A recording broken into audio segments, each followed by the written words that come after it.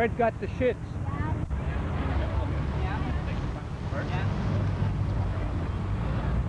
Look at the camera, George. I have.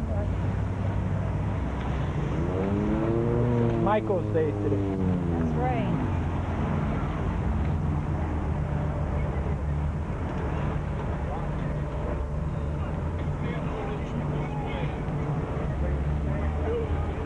Or anything. She's a gift, eh? Oh, she's a treasure. I love her so much. Yeah. I wish so much she could have been here. Yeah, we were trying, but she can't travel. I know, because of her condition. Blood pressure. Yeah. So. People. You guys are long gone by country around. And this is the escort that we got today. It's 2 on both. We got 2 on bikes, one there. One car. Someone back there. We'll get them later. We got the Oakville Fire Department, CH News, the ambulance organization truck. That truck's followed us a few times already. Yep, know all about them. They.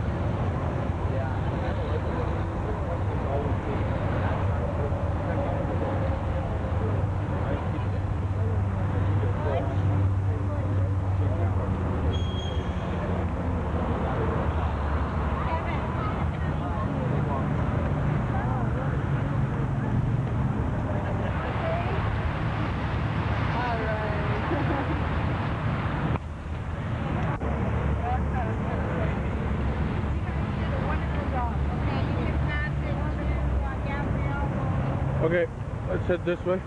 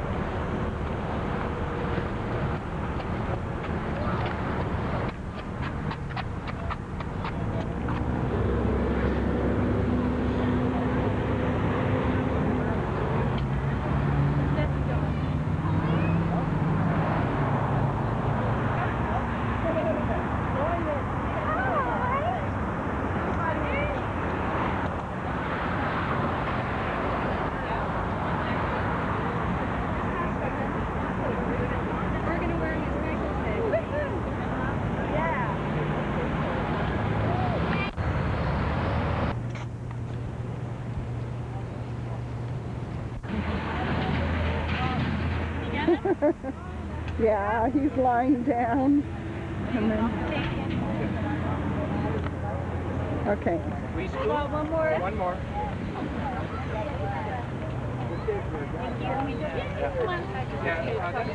Jennifer? Yeah. How come she's in a group like that? They look so little. My niece is in there somewhere.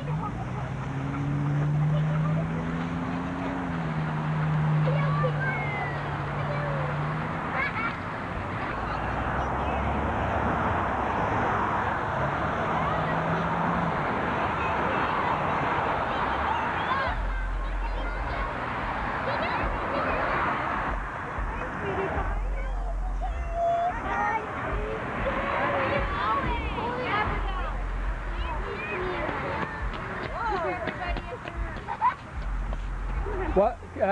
Could there be an adult to accompany the torch?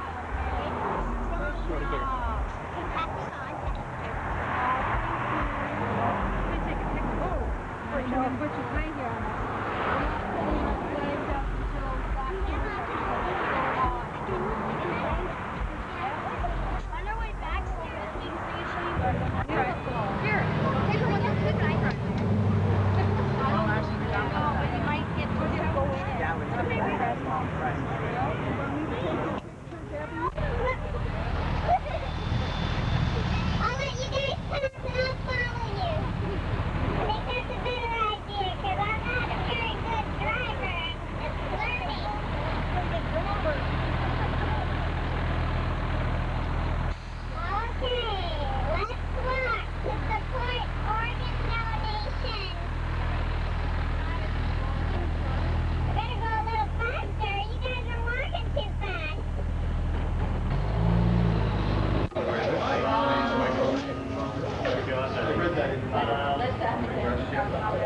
you like to hand the torch?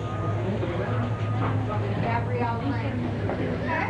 Gabby Frank. Gabby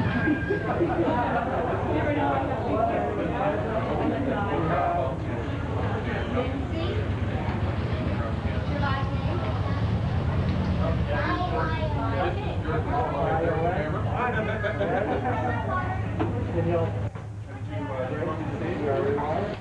Yeah, I'm going to start with the here. And then my thing.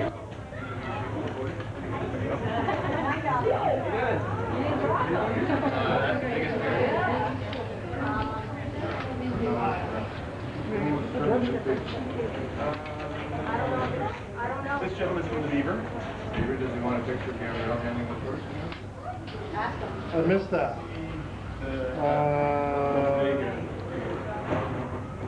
Is Wilma here? There she is. There's John. There's Wilma. Did you want a picture of the acting mayor receiving a torch from Gabrielle? John's here, yeah. I heard that.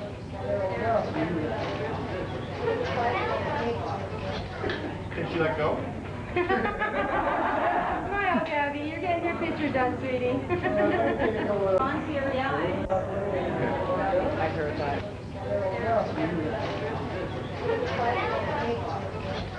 Can she let go? Smile, Gabby. You're getting your picture done, sweetie. Okay, everything. Did you really? Yeah. Last night I had you in Oakville on 20th of July. Oh no, that was a mistake. When did you look at last night? Last night I got to 11 o'clock. Is that still there? Yeah. I called the staff and I said, you know, I don't think we've done it the way it's planned because I don't think it's just good lunch right now.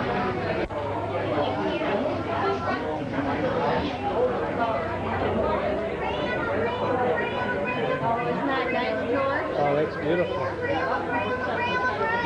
Who did this?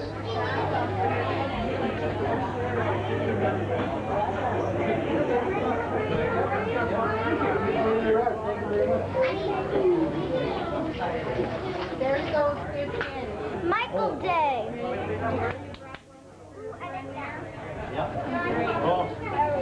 Grab whatever you want and meet me.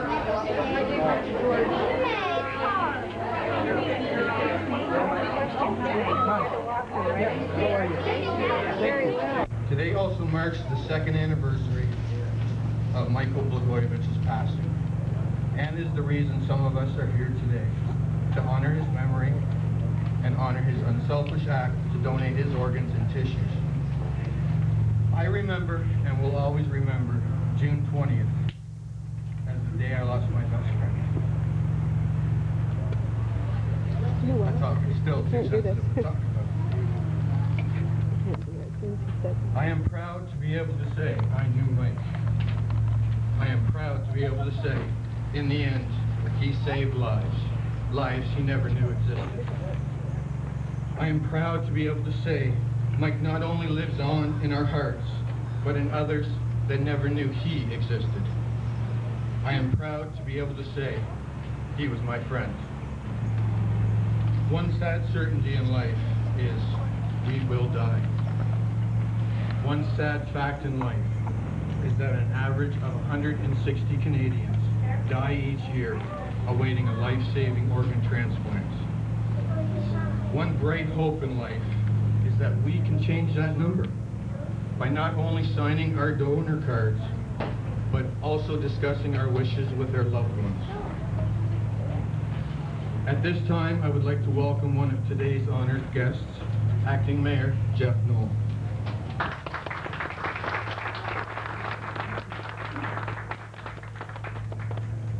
Good afternoon. It's a very great pleasure to be here today, and although it's a somber occasion to recognize the 2-year anniversary of a loved one's passing, my heart goes out to both Gabrielle, who lost her daddy, and to Debbie, who lost her son. We also, Oakville, lost a Oakville lost a public servant 10 years ago today as well, who we also honor today.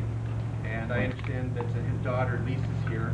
Terry Jameson was a firefighter with the town of Oakville, and he lost his battle 10 years ago as well, and his passing was something that was beneficial to many people as well. Now, the mayor had wished that she would be here today. She's very much aware of these issues and very supportive of this cause, but she had to be in downtown Toronto today dealing with issues related to another health issue, the smog that we face all around us. And she wanted me to pass on her warmest greetings to George and to his team and tell them how proud she is and our council is of their efforts. Now, the goal of George's trek across Canada, my understanding, I've spent a lot of time reading his material on the website and reading press clippings, is to raise awareness. And he certainly did that in a very personal way for me, because for all of my life I'd heard organ donations and I'd heard about the miraculous stories on television, reading them in newspapers, but I'd never really given it a lot of thought. I know a couple years ago when Ontario implemented the new health card system, and my wife and I were at the health card office, and she said, well, why don't you sign the donation thing? And I just said, oh, because I really never thought of what it would mean. Something so easy, so simple for somebody to do means so much. When you look at the benefit, when you look at how Gabrielle's father is living on in 3 people who wouldn't have otherwise lived, and in 32 people who benefited from that contribution. A simple signature, a simple discussion with your loved ones to say, this is what I want to have happen, is all that's necessary, and you can accomplish so much. Even in a terrible, terrible tragedy or in a terrible loss, you can accomplish so much. So the first thing I'm going to do today is I've actually made the decision myself, and I went to the internet and I found the appropriate document to do this, and as you are all my witness, I'm going to actually sign this document. I discussed it with my wife and with my family, and I'm going to send this in right away. And George, you're responsible for this. You're responsible.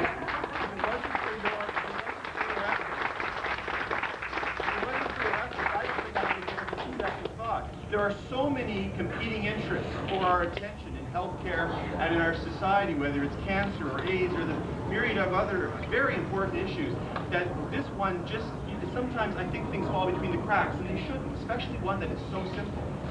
And so I urge, I would imagine most of you who are here supporting George have already done this, but the people through the Beaver, the Oakville Beaver and the Oakville Today and CHCH that are here, and your friends and your neighbors, go out and tell them how simple this is. What a simple act, a selfless act to save lives they can accomplish with the simple 2-second action of signing on the dotted line. We're all here today in the town of Oakville to honor George and his team and his amazing accomplishments. We're here to honor loved ones that are not with us any longer. And we at the town of Oakville, the whole town council, the staff of the town, Michael Brennan, the manager of this wonderful center, we all want to pass on our most profound appreciation for your efforts, our gratitude for your cause, for the potential of saving the lives of even potentially one of us. We want to thank you for that. We want to welcome you to Oakville. We want to welcome Sean back to Oakville. We understand native son of our fine town. And you let us know what we can do to help in the future, and we're going to be there. We're going to promote your cause with any way we possibly can. Thank you, George, and welcome.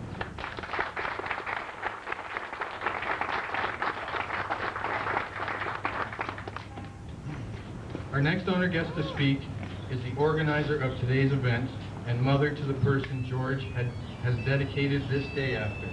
Please welcome Debbie Blagojevich.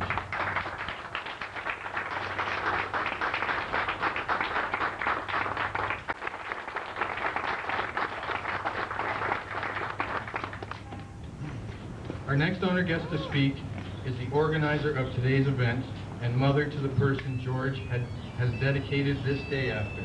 Please welcome Debbie Blagojevich.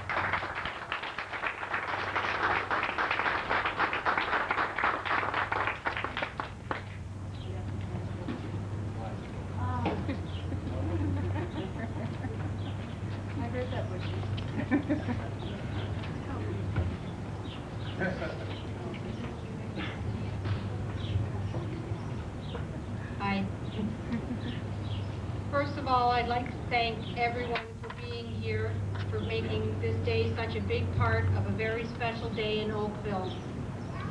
Unfortunately, somewhere else in Canada, another family may be going through what we did 2 years ago today.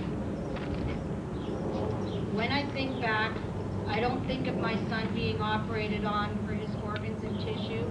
I think of the respect and compassion the surgeons and nurses had for our Michael and our family that day. Also, the recipient families. I can see them praying for our son and our families grieving. What they don't think of at that time is how much our family was praying for them, that the surgery was successful and the recipients live a long, healthy, happy life. What makes us happiest is knowing our son still lives on through his daughter Gabrielle and in many others. I am proud, Today is to promote awareness for organ and tissue donation. What society doesn't realize about signing their donor cards is unless your family and loved ones are aware of their wishes in the event of their death, the ultimate decision is up to the family. We were so blessed to have known Michael's. We are all gathered together today, all wanting to support organ donation, and the fact is, only 1 to 2% of people who die in hospitals can actually become an organ donor. The odds are so much greater that one day you or a loved one may need a transplant before ever becoming a donor. Michael was out partying at the sport bar one night. We have a voicemail message, him calling our home to make his plans with Gabrielle and for her mommy for Father's Day. He was so happy and excited about the next day. He took a terrible fall in his home, and that is what brought us here today. Michael has shared with so many others, we as a society love life, especially new life. Now, when I think of dying and not being able to become an organ donor, at least 6 people die with me, and organ donations affect any age. A newborn can be born with a damaged heart. I met a 12-year-old last year going to Disney World, Gemma. If you are out there, Gemma, I pray you get your heart double lung transplant, or that you received it and are doing wonderfully. I am proud to say that since Michael's death, I have met some very special people, of whom are on the transplant waiting list. Some have been listed for up to 3 or more years, practically bedridden and on oxygen 24 hours, 7 days a week. They have been there for me, giving me support for the loss of our son, and here they are dying. I can't thank all of you enough on their behalf for believing in organ donation. I have always spoke openly about Michael's untimely death, but more importantly, I am so proud of him, having saved 3 people's lives and enriching 29 others with the gift of life and tissue. Michael always told us that if anything ever happened to him, what good would his organs be in the ground? He felt so strongly about this. What led us to our discussion about organ donation? First of all, Michael found a story in the Oakville newspaper about 6 years ago. A friend of his that he played hockey with growing up. They had lost touch, sadly, but his friend, also named Mike, had gone through voluntary blood testing at the University of Toronto while attending school, and was amazed at being a perfect bone marrow match with a young mother of 3 children in Manitoba. She had terminal cancer, and Mike saved her life. Mike Schrank is here today, and I want to thank you very much for what you did.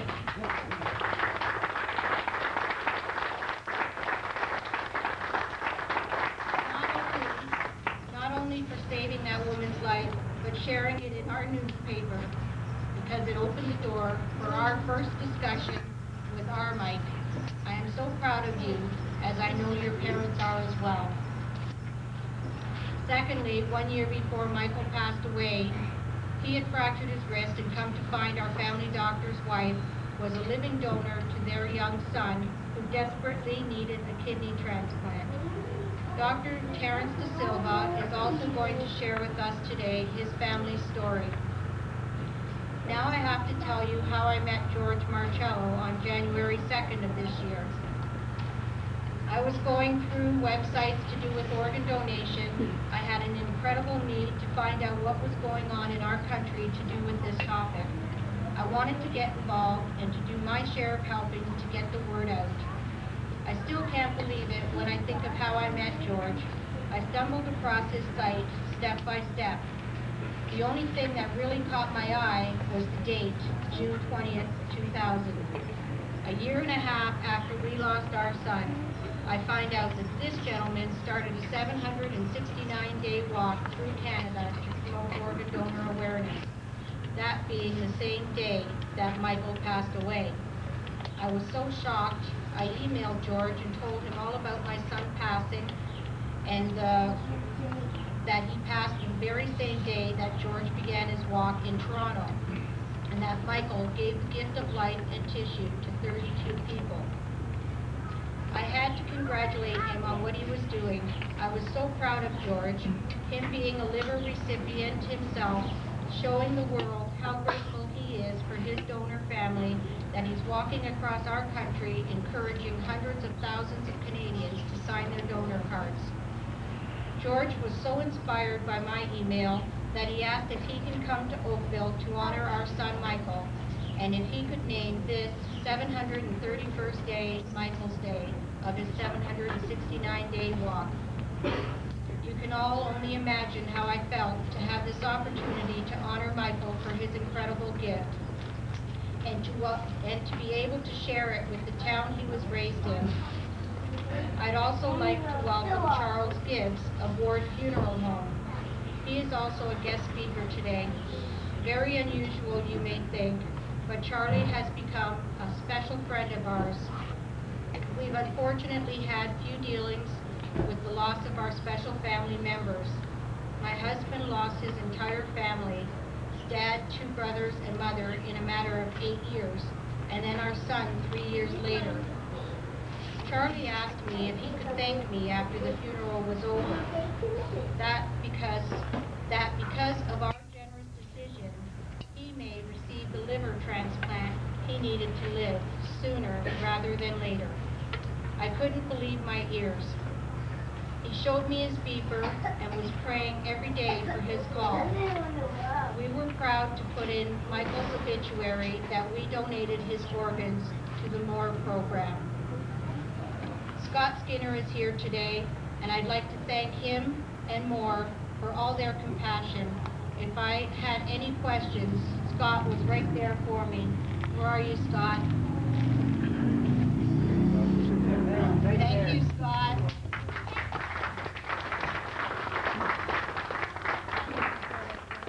I also met a very special young lady during my many stops organizing our walk.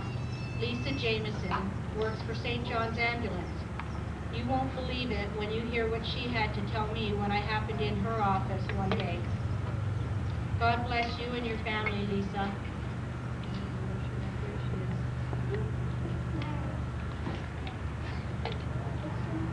If I go on and on, no one else would have time to talk, but we have a very special presentation we'd like to make. Most importantly, I have to say I am in all of those that dedicate their lives to helping those in critical need. God bless all of you. The very first thing I thought of when George offered us this great opportunity was to thank the paramedics that revived Michael on that tragic night. I have to say I am in all of those that dedicate their lives to helping those in critical need. God bless all of you. The very first thing I thought of when George offered us this great opportunity was to thank the paramedics that revived Michael on that tragic night. We realize it is their job to help those in trouble, but it has always meant so much to me for you to know how I feel. Thanks is not enough. My husband, Michael's daughter Gabrielle, and I both want to honor the paramedics that tried so desperately to save her daddy and our son. Murray Brennan and Graham Bates.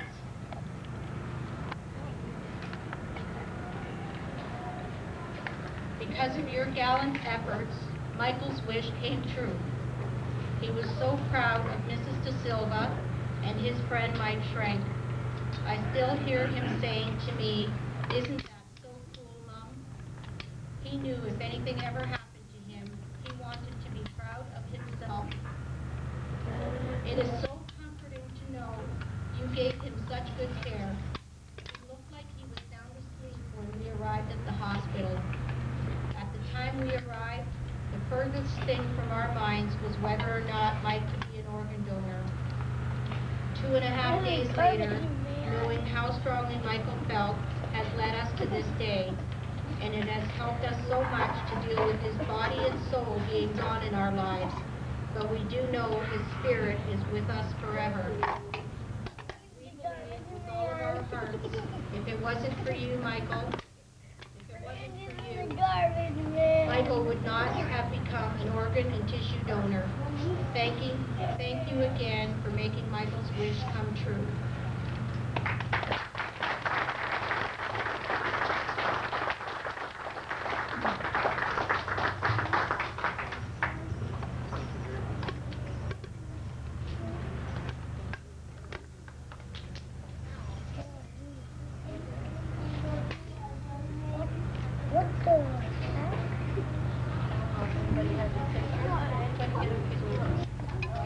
Gabrielle, you want to get a picture of the paramedics? Oh, it's the back. We couldn't have had anyone else to be our MC today. Thank you. And thank you to everyone that took the time to show their support for this great cause. Especially my many special friends that helped me so much with all your good deeds. And my husband Butch, I could not have done it without you by my side. What an incredible man you are. And there's an inside joke there, okay? Thank you so much, everybody. You have no idea what this means to us.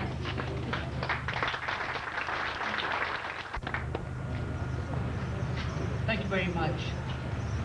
Good afternoon. I feel very privileged and honored to be asked to say a few words on today's very special occasion.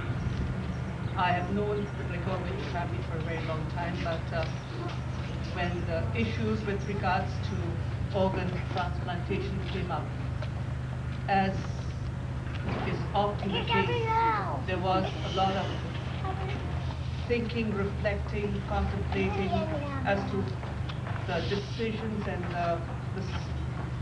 the emotions that would be involved.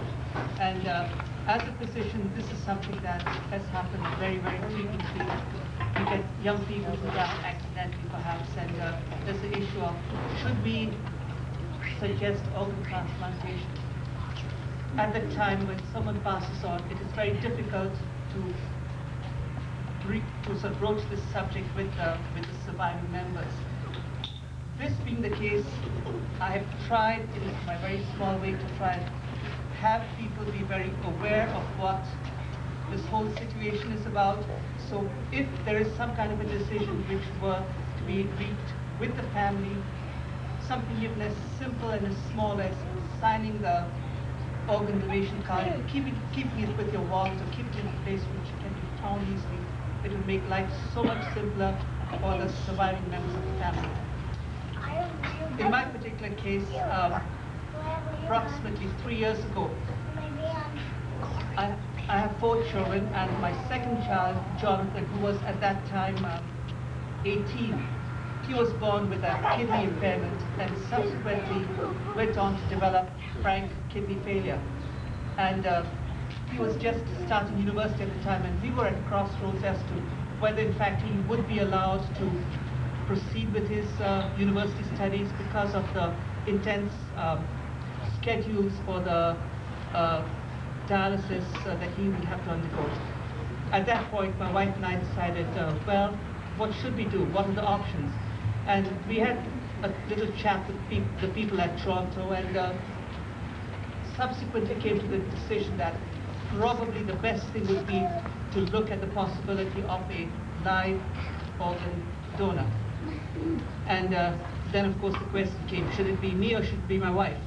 But I guess guys most often are kind of the little chicken, so I found every excuse to sort of back off a little bit, but my wife stoically stood her ground and said this is what she was going to do. And subsequently, after all the cross-matching and testing and whatever else was done, the procedure was carried out in June, and 3 years later, Jonathan is a very normal, very average child, doing everything that a normal 21-year-old should be doing, and perhaps more. I tend to think he's trying to make up for his lost time. Anyway, the purpose of my coming to address you this afternoon is just to try and make a little plug to think about organ donation, which is a very, very viable option. A lot of people would be very, very grateful. A lot of people would be very, very thankful. And the person who passes on, the family that survives, see in this one life that is gone, many other lives that have had a very good chance to live what would otherwise be a rather hopeless event. Thank you very much.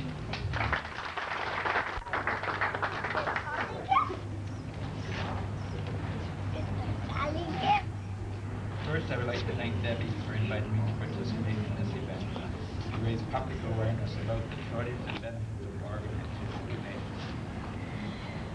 We are also here to honor her late son Michael, who donated his organs which saved the lives of 3 people and enriched the lives of many others. Debbie, her husband Butch, and other donor families are every very special people. We're at the time of their sorrow, trying to come to terms with the loss of their loved one.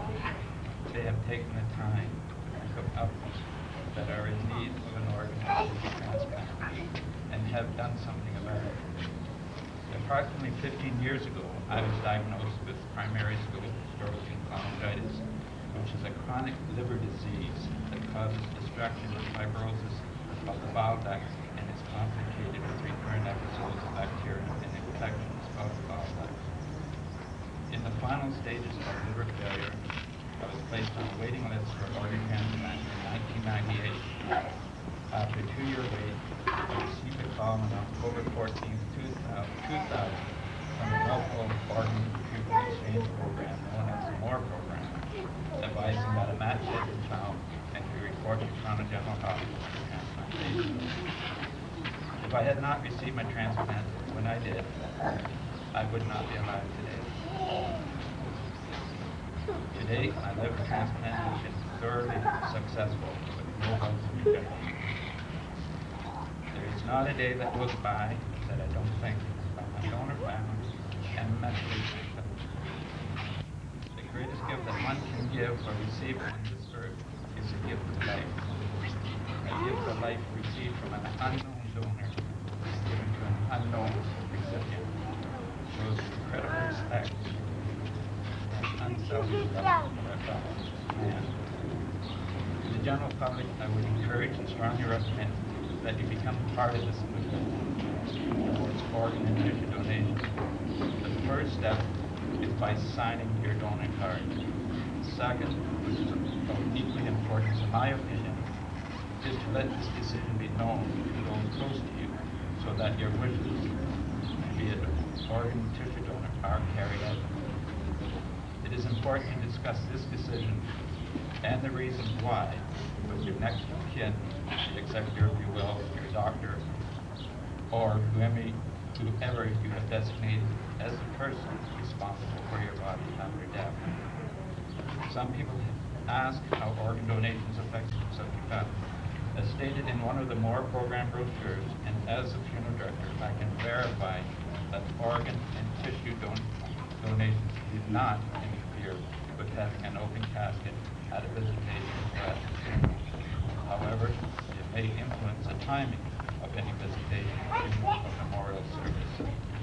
Finally, to George, my deepest gratitude and thanks. Your work at lobbying the government to create a national registry for organ and tissue donations and your determined effort to raise public awareness critical organ tissue shortage that exists is true at. Thank you. Good afternoon. I'm not here today to speak about the benefits of organ donation. I believe the benefits are quite clear already. I'm only here to tell my family's story in hopes that it might somehow convince one more person to sign their organ donor card. My father, Terry Jameson, was an Oakville firefighter. On any given day,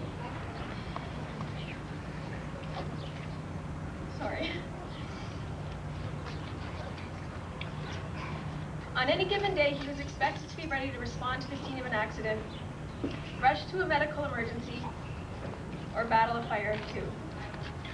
On June 20th, 1992, my father fought the battle for his life and lost. 10 years ago today, my father died from complications resulting from a brain aneurysm. He was just 39 years old.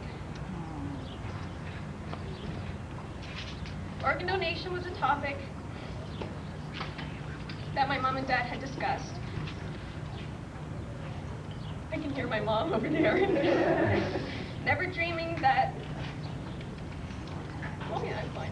Never dreaming that their conversation would have to be remembered so soon. My father stood firm on the subject. Take whatever was needed and whatever was necessary. It was very typical of my dad. He was always the first person to help out a friend or family member in the time of need, and it just seemed fitting that even in his death he was helping others. I would like to take a moment now to read you 2 letters. The first letter was received by my mom from the Moore Foundation. Dear Mrs. Jameson, on behalf of the Moore program, I would like to thank you for allowing your husband Terry to become an organ donor. Your decision has helped the 2 people who received Terry's kidneys. Also, as a result of your decision, a person suffering from a terminal heart ailment has received a heart transplant. A person suffering from a terminal liver disease has received a liver transplant. A person suffering from a terminal respiratory ailment has received a lung transplant. Terry's corneas will be used for future corneal transplantation to restore the sight of blind patients. As well, Terry's pancreas will be used in future islet cell transplantation to help pre-diabetic patients from insulin dependence. This marks the beginning of a new life for these recipients, a life free from the medical, social, and financial restrictions of their illnesses. This would not have been possible without your thoughtful consideration. I hope your grief is softened by the knowledge that you and your family have helped to extend and improve the life of others. Sincerely, Carl J. Cardella, Medical Director. The second letter came to us through the Moore Foundation. It was written by a donor recipient's wife to thank us for giving her husband a new lease on life. This one's a little tougher. Dear friends, it is with the most heartfelt gratitude that our family writes to you today. You have given to us the greatest gift for which we will be eternally grateful. My husband, who is 59 years old, was stricken with a massive coronary attack 4.5 years ago, and since that time has had a very limited life. He is the father of 5 grown children and the grandfather of 4 delightful boys.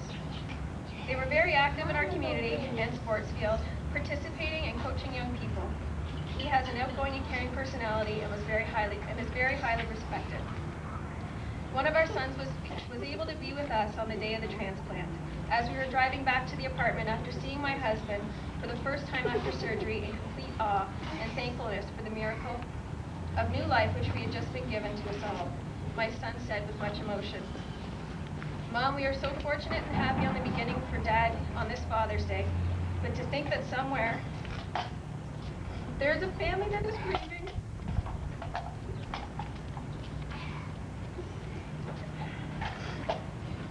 And so sad with the loss of the father and loved one.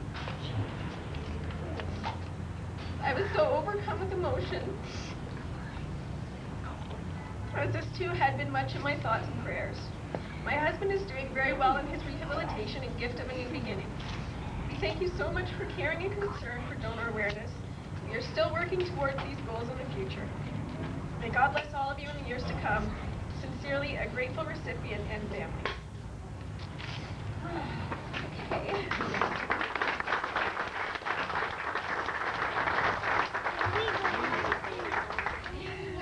Although the wounds of losing my father will never heal, I can find some comfort in knowing that my father's selflessness and willingness to help others has saved countless lives and improved the quality of life for many others. We are all potential donors, just as we are all potential recipients. Life is unpredictable and you never know what the future may hold. Please make sure that your family and friends are aware of your wishes and please sign your donor card.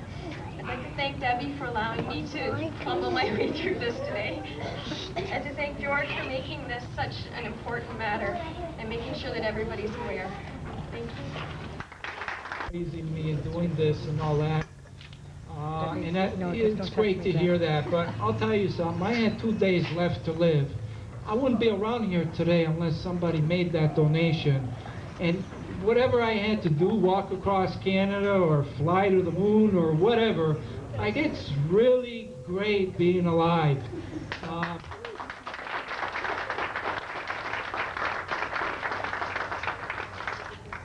I wanted people during this walk, I wanted the attention to go to where it was truly deserved. And that was to those people that passed away and made that incredible decision so that my life and 5 others in my case were saved, but in other cases where there's been a tremendous amount of lives saved and a tremendous amount of individuals who have had their lives restored, eyesight, people can walk again, people had serious skin burns are restored. There's just, it goes on and on and on. These are the people where the attention should be given. These are our true heroes. And the deputy, acting mayor, is he still here? Okay. You made the mistake of asking me, well, what can we do? Anything that the council can do, let us know. I want to put you on the spot right now. Okay. What we want to do today is have you bring to council that we recognize today as Michael and Terry's Day on June 20th. And we're hoping that you can bring that to council, and we're hoping that can get passed.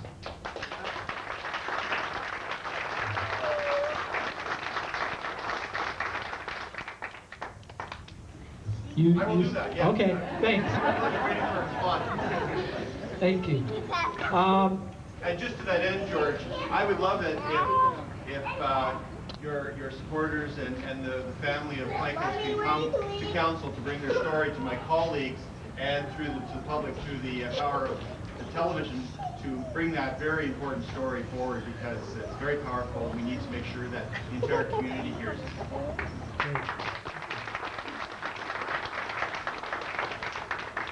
Very good. And I especially want to thank Debbie, who, she recounted the story how we met on the, after her viewing the website and all that. And I mean, as soon as I heard about that, like automatically, I had goosebumps and all kinds of stuff. And I had, and after talking to Debbie, I found out even after our first talk that Debbie's very persuasive. And she likes to get her way. and I couldn't have it any other way, like for today to honor Michael and all the things that Debbie did in making this a beautiful day today. Somebody quoted that today is a day of love, and that's how we're going to remember today, is a day of love. There's so many people that took part in this and that, with a passion, we're all trying to do something. We're trying to honor something beautiful that was done, and everybody took their part in it, and it's going great. And I'm hoping that we'll be able to further this message throughout our country, because as you well know, there is about 4,000 people that are presently on the waiting list, and this includes a lot of men, women, and children. A lot of children that are on the waiting list, and those individuals and the families are going through, hoping that we'll be able to further this message throughout our country, because as you well know, there is about 4,000 people that are presently on the waiting list, and this includes a lot of men, women, and children. A lot of children that are on the waiting list, and those individuals and the families are going through a desperate time. They don't know how much longer their loved ones have, and You know, they're going through a very desperate time. And here's what we can do. As I traveled through Canada, I talked to a lot of people. As a matter of fact, I must have regurgitated my message millions and millions of times over and over and over and over again. And what I found out was two things. First of all, every single person I've talked to, 99.9%, want to donate their organs. And I've talked to millions of people. They want to donate. They have a willingness to do that. They want to do it. And yet, we're suffering as having the lowest rate in our country. There's a lot of organs going to waste. So, there's something wrong with this picture. People want to donate their organs. The message is getting out. You know, sign your card and make sure you express this wish to your family, because the family's going to make the final decision. Something's not happening here, and I think what we seriously need to look at is what can we do to possibly maybe improve our system.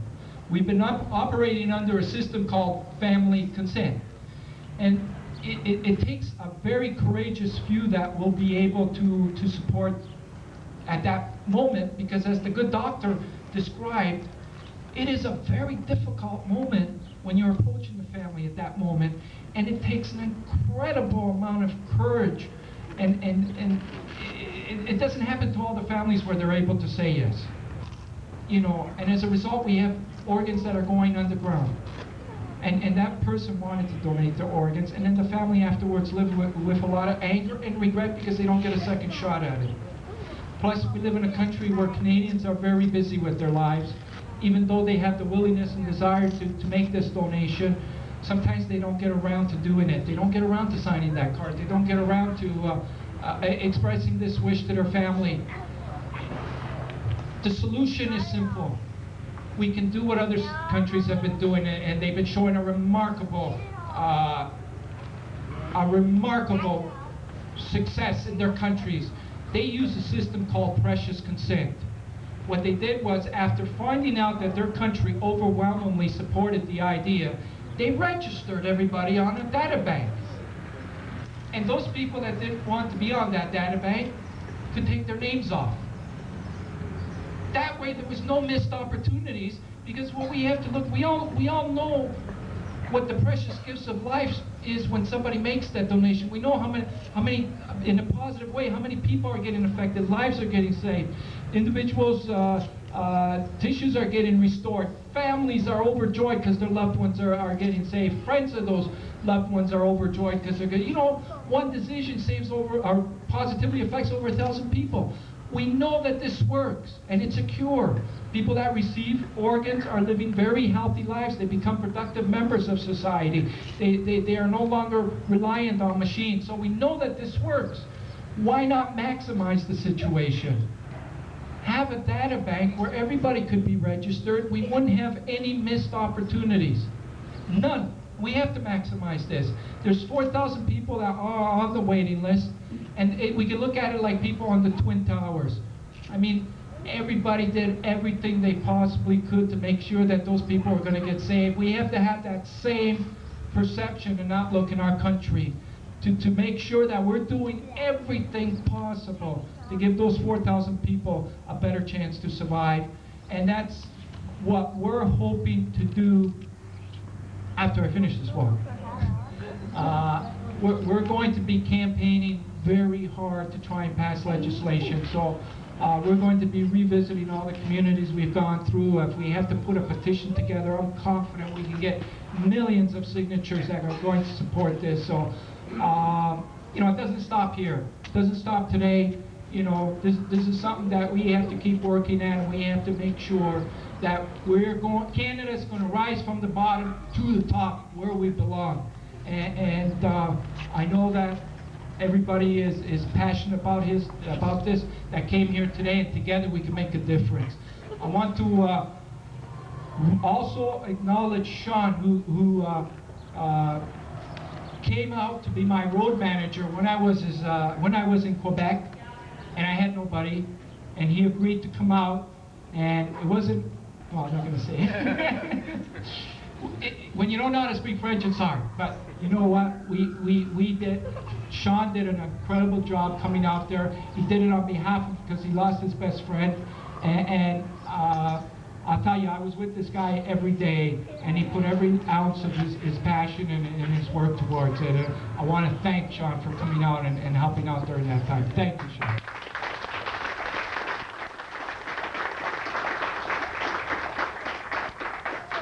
And I also want to thank Source of Sports. This is Jennifer Wilson here. She's the assistant marketing person. They've also been helping out as our only corporate sponsor. We pretty well did this on a zero budget, and I guess we can show people that if you just, well, maybe you got to be a little bit insane, but if you just put enough hard work into anything, you can make it happen, even if you've got no dough, you know. And so, but I do want to thank Source of Sports for helping out.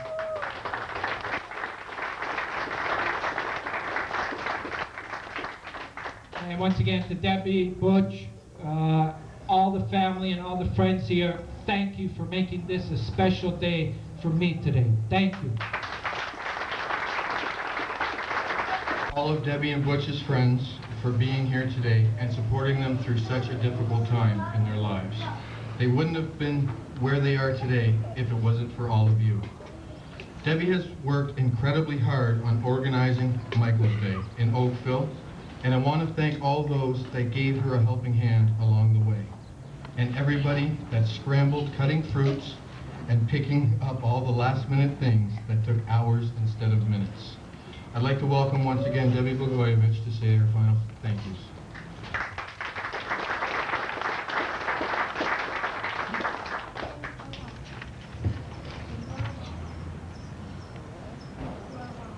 Okay, first of all, Butch and I are so excited that Al's Cartage of Kitchener provided us with that incredible tractor trailer for our walk. Talk about getting the word out. That sure did it.